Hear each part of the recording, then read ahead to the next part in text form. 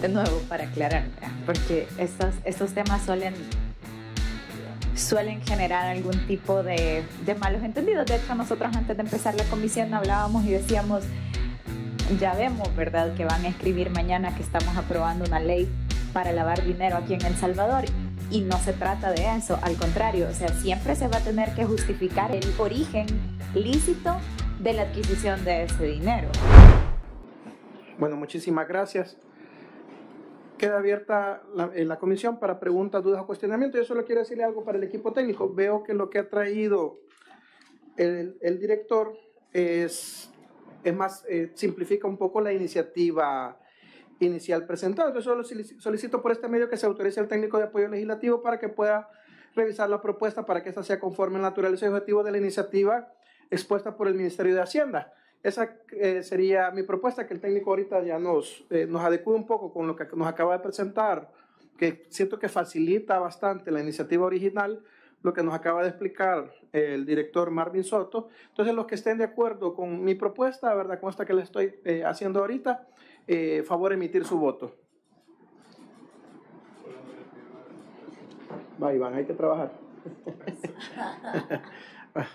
Gracias. Entonces, queda entonces, digamos, ya partiendo de la presentación que nos ha hecho el director, preguntas, dudas o cuestionamientos, y creo que es bien importante. Bueno, tal vez quiero especificar ahorita, tal vez con un ejemplo para que nos entienda la población salvadoreña. Imagínense que yo soy un salvadoreño, antes que nada se nos incorpora el diputado Miguel Espinal Rosales en sustitución del diputado Reinaldo Carballo. Por darle un ejemplo, señor director, ahorita yo vivo en Estados Unidos. ¿Me entiende? Decido, o ya me jubilé, o por la razón que sea, yo decido venirme a vivir a El Salvador y vendo mi propiedad en Estados Unidos. Vendo mi casa, me dan $400,000.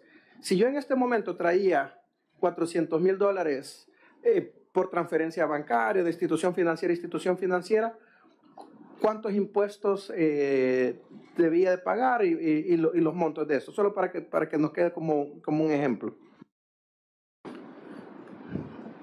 Con mucho gusto, presidente.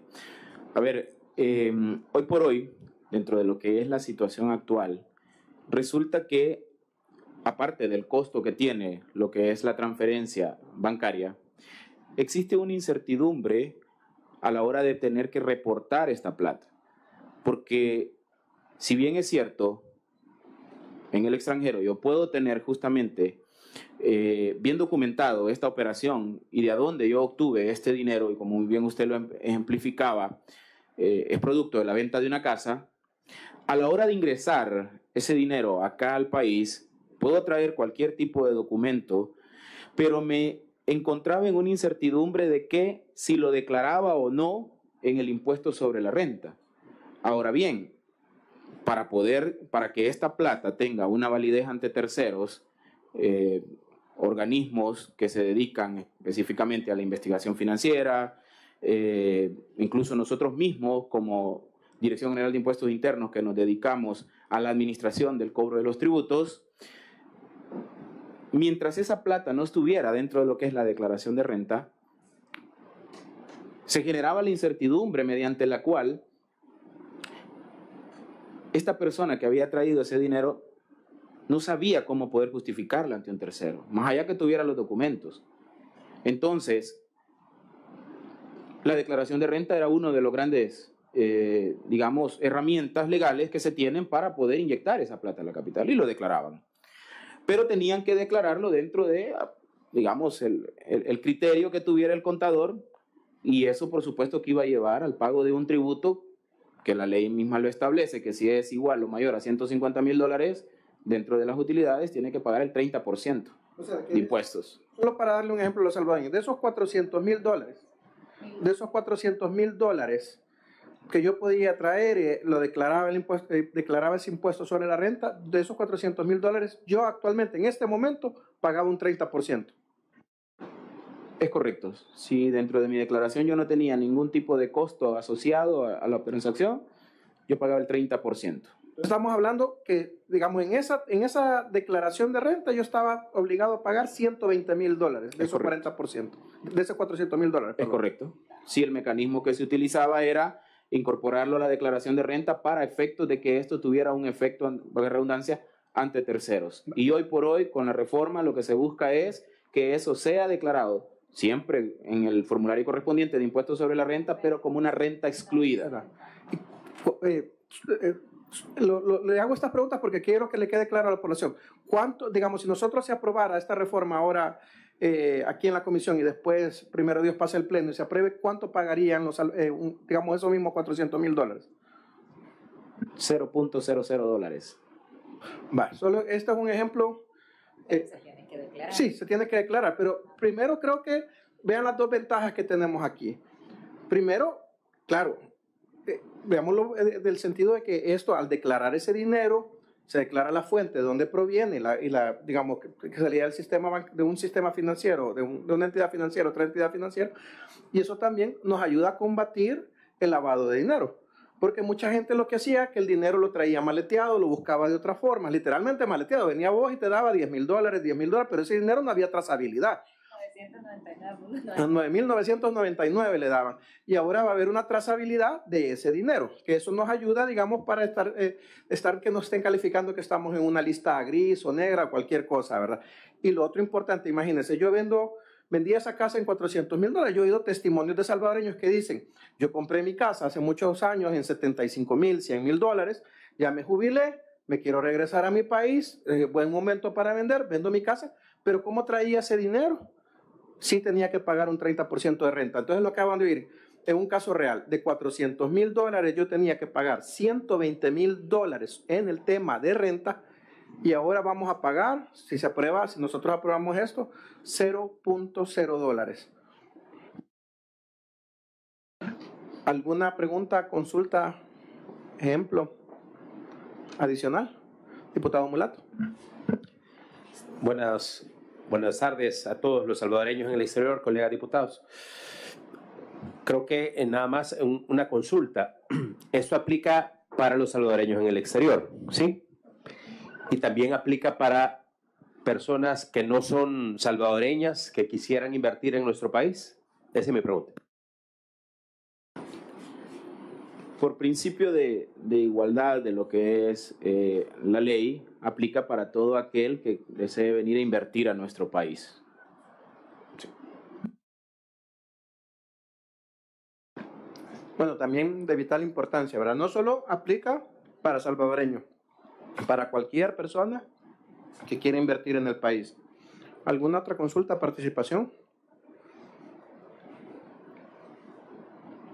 O sea, prácticamente cualquier dinero que se transfiera usando el sistema bancario, el sistema financiero, ya no tendría que pagar la renta. Quedaría una renta excluida, entonces.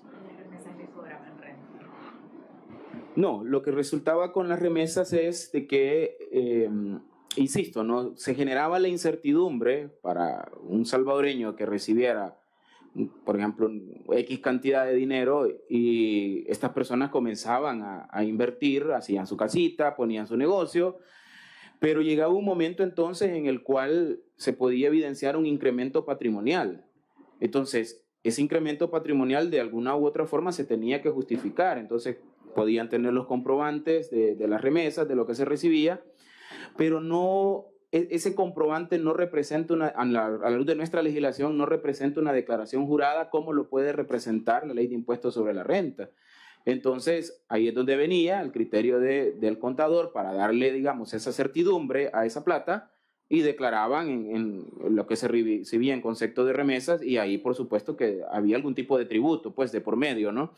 Entonces, la reforma lo que busca ahora es, a diferencia de otros que lo que buscaban era cobrarle un 5% a las remesas, ahora nosotros lo que estamos solicitando es de manera expresa y literal en la ley que esto sea considerado como una renta excluida de cualquier tipo de pago de tributos y el formulario correspondiente representa una declaración jurada que es válida ante terceros, llámese cualquier organismo de investigación, así como también justificar ante lo que es el sistema financiero. Muchísimas gracias. ¿Alguna otra consulta? Diputada Callejo. Gracias, presidente. Vaya, de nuevo para aclarar, porque estos temas suelen suelen generar algún tipo de malos entendidos. De hecho, nosotros antes de empezar la comisión hablábamos y decíamos, ya vemos, ¿verdad?, que van a escribir mañana que estamos aprobando una ley para lavar dinero aquí en El Salvador, y no se trata de eso, al contrario, o sea, siempre se va a tener que justificar el fondo lícito, el origen lícito de la adquisición de ese dinero, ¿verdad? Entonces, también no es que se va a poder solamente traer, y esto aplica para cualquier transferencia que se haga desde el extranjero para poder traer capital. ¿Hay algún límite de capital que se pueda traer que sea exento del pago de la renta, o va sin límite? Bueno, de hecho, gracias por el comentario, honorable diputada.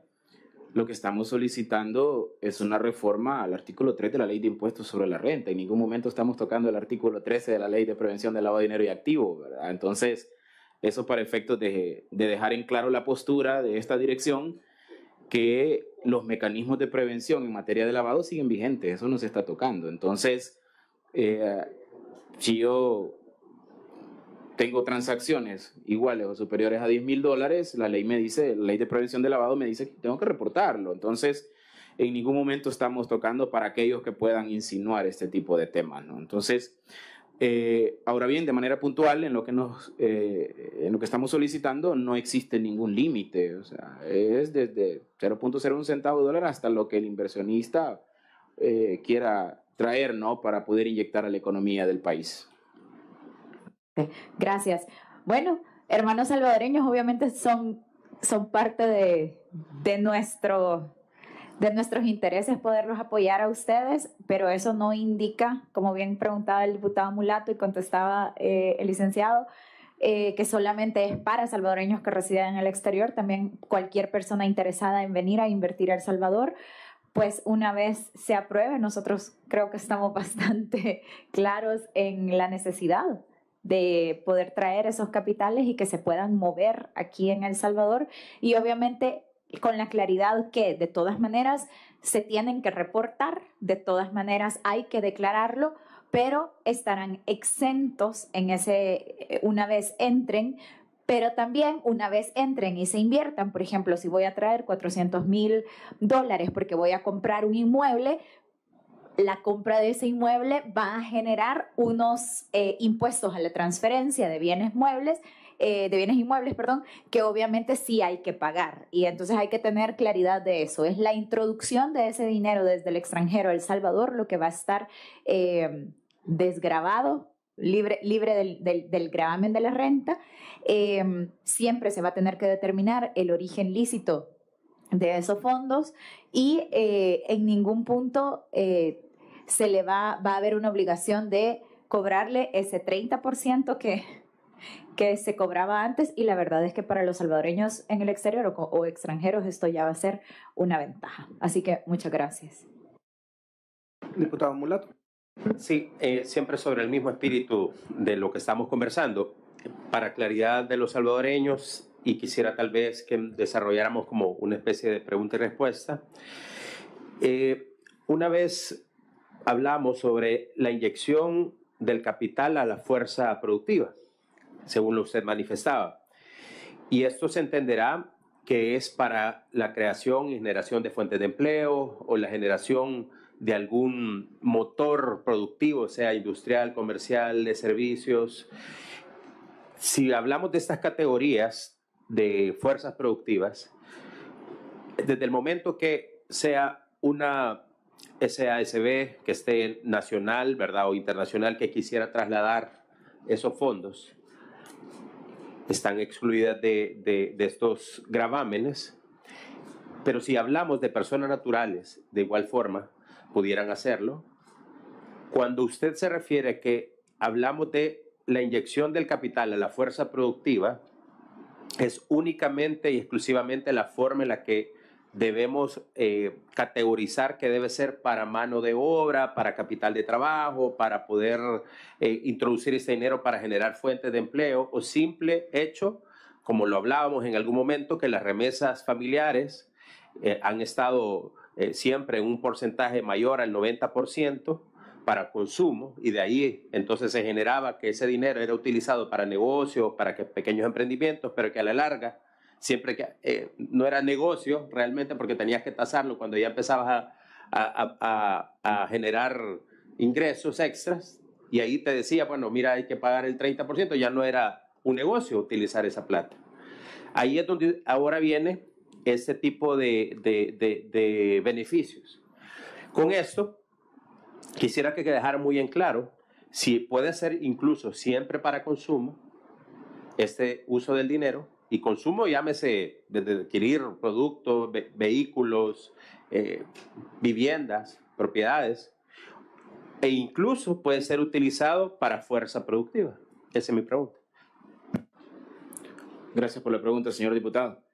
Sí, en efecto, y de hecho por eso hice referencia, ¿no?, en mis palabras introductorias al informe actualmente publicado en la página del Banco Central de Reserva, en donde hacen el estudio de cómo se están canalizando el tema de las remesas, que es uno de los grandes beneficios que esta solicitud de reforma trae o conlleva en sí mismo. Y en efecto, el anteproyecto no está haciendo una diferenciación, sino más bien lo que se está desarrollando es un esquema holístico en el cual se va a poder inyectar esa plata, insisto, ya sea en consumo o ya sea en inversión para capital de trabajo, de tal forma que, insisto, si hay remesas en donde el 90%, según los estudios que se manejan, es inyectado al consumo, pero hay un elemento macroeconómico que también se debe de considerar. No solo se trata de consumo. Yo voy y le consumo a un emprendedor, yo le consumo a X o Y empresa, esa empresa genera empleo. Gracias a ese empleo, esta fuerza trabajadora tiene mayor capacidad de adquisición. Entonces, y eso conlleva a una cadena de valor que llega hacia otras empresas que también generan esa circularización de todas estas variables. Entonces, no solo se trata de ver el número en frío y decir que un 90% y que lo que estamos haciendo entonces solo es beneficiando el consumo, sino más bien es de hacer un análisis holístico que conlleve al análisis de otras variables que se interrelacionan entre sí para poder generar mayor movimiento dentro de una economía. En conclusión, aplica para ambos, tanto consumo como también adquisición de capital de trabajo que puede ser inyectado a la economía del país. Bueno, como han dicho ya muy en claro nuestros directivos del Ministerio de Hacienda que ahora nos acompañan, pueblo salvadoreño, este día efectivamente estamos reafirmando el trabajo que hemos venido desempeñando y que el mismo presidente de la República con sus iniciativas ha venido haciendo la labor para generar más y mejores fuentes de empleo, para la creación de oportunidades, desde exenciones de impuestos para la creación de productos tecnológicos. Ahora también vemos una nueva oportunidad a las puertas, y también así la creación de sociedades ya en otras oportunidades donde se eximen de impuestos también cuando son sociedades unilaterales. Creo que en fin estamos haciendo todo lo necesario para que estos nuevos 5 años que va a estar dirigiendo el gobierno del presidente de la República, y que nosotros como diputados de la Asamblea Legislativa continuamos haciendo lo que nos compete. ¿Alguna participación adicional? Bueno, no habiendo más participaciones, le agradezco al licenciado Marvin Sorto por su asistencia y por su, bueno, a mí me parece muy completa presentación, ¿verdad? Muchísimas gracias, entonces.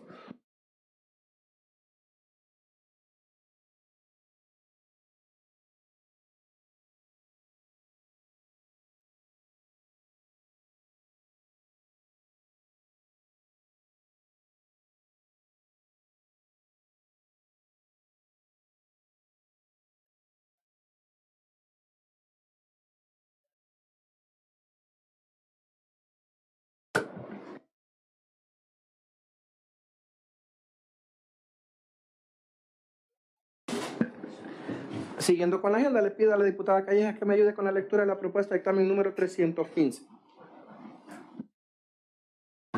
Con gusto, presidente. Señores secretarios de la Asamblea Legislativa, presente, dictamen número 315, favorable.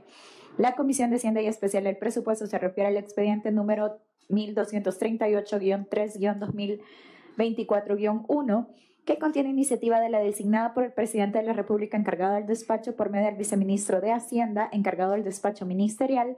En el sentido se reforma la ley de presupuesto 2024 en la parte correspondiente al Instituto Nacional de los Deportes de El Salvador, INDES, por la incorporación de recursos de préstamos externos por $10.294.603.86 de los Estados Unidos de América con el propósito de financiar la ejecución del programa de construcción de infraestructura y rescate de escenarios deportivos a nivel nacional, ProDeporte.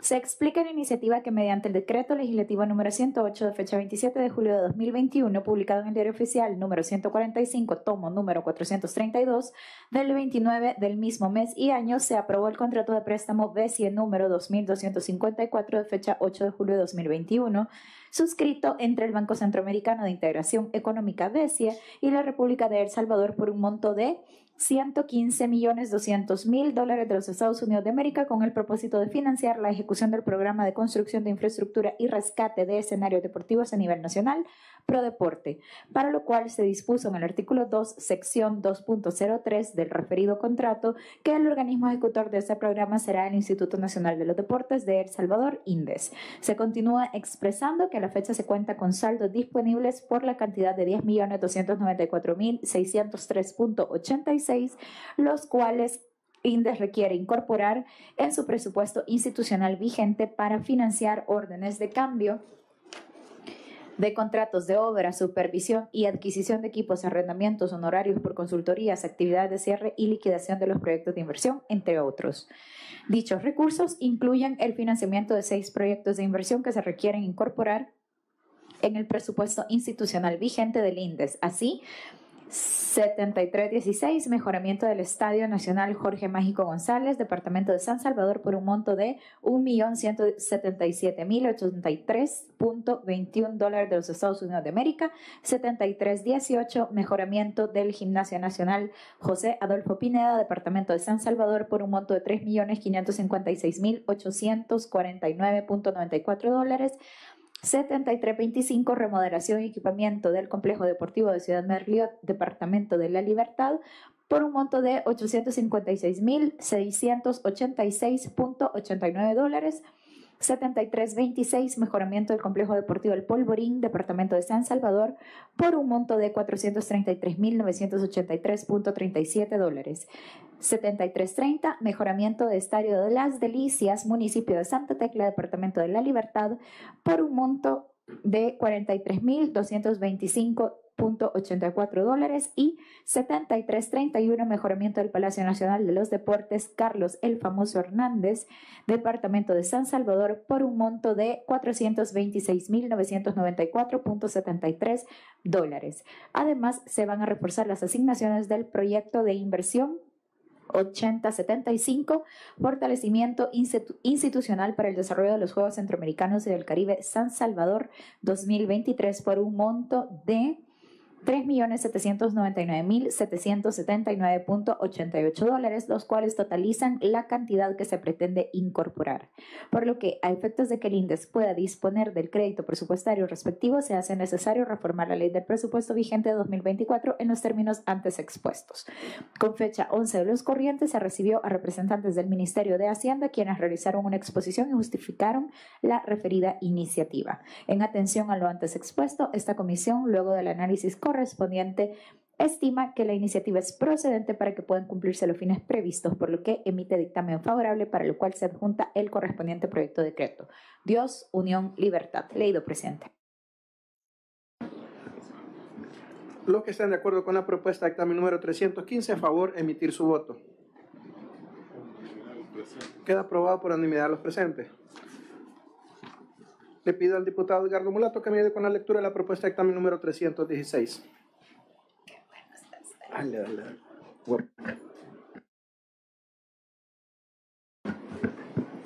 Muchas gracias, diputado presidente. Comisión de Hacienda y Especial del Presupuesto, Palacio Legislativo, 11 de marzo de 2024. Señores secretarios de la Asamblea Legislativa, dictamen número 316 favorable. La Comisión de Hacienda y Especial del Presupuesto se refiere al expediente número 1240-3-2024-1, que contiene iniciativa designada por el Presidente de la República, encargada de despacho por medio del Viceministro de Hacienda, encargado del despacho ministerial. En el sentido se reforme la Ley del Presupuesto 2024 en la parte que corresponde al ramo de salud, a efecto de incorporar la cantidad de $12.138.714 de los Estados Unidos de América, provenientes de los préstamos externos, con el objeto de que el citado ramo pueda hacer uso de dichos recursos para llevar a cabo acciones pendientes en el proyecto de respuesta de El Salvador ante el COVID-19.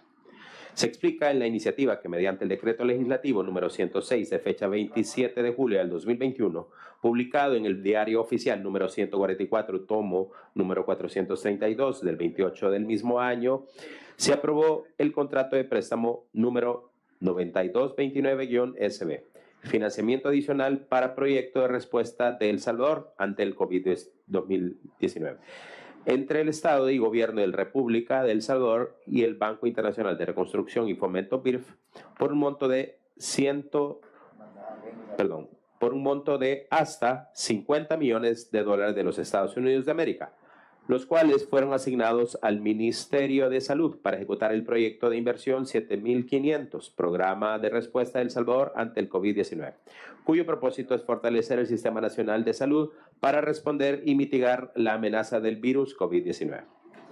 Asimismo, mediante el decreto legislativo número 445, de fecha 12 de julio del 2022, publicado en el Diario Oficial número 132, tomo número 436, del 13 del mismo mes y año, se aprobó en todas sus partes el contrato de préstamo número 9429-SB, segundo financiamiento adicional para el proyecto de respuesta de El Salvador ante COVID-19, suscrito por el ministro de Hacienda y el representante del Banco Internacional de Reconstrucción y Fomento BIRF, por un monto de hasta $100 millones de los Estados Unidos de América, que también se asignaron al proyecto de inversión 7500 ante referido. Se continúa expresando que, según lo establecido en el anexo número 2, ejecución del proyecto, contenido en cada uno de los contratos de préstamo citados anteriormente, y la fecha de cierre para el contrato de préstamo número 9229-SB fue el 31 de julio del 2023, para el contrato de préstamo número 9429-SB fue el 31 de diciembre del 2023. No obstante, mediante nota de fecha 12 de diciembre del 2023, el director de país del BIRF comunicó al ministro de Hacienda que la fecha de cierre para ambos contratos se extiende hasta el 30 de junio del 2024.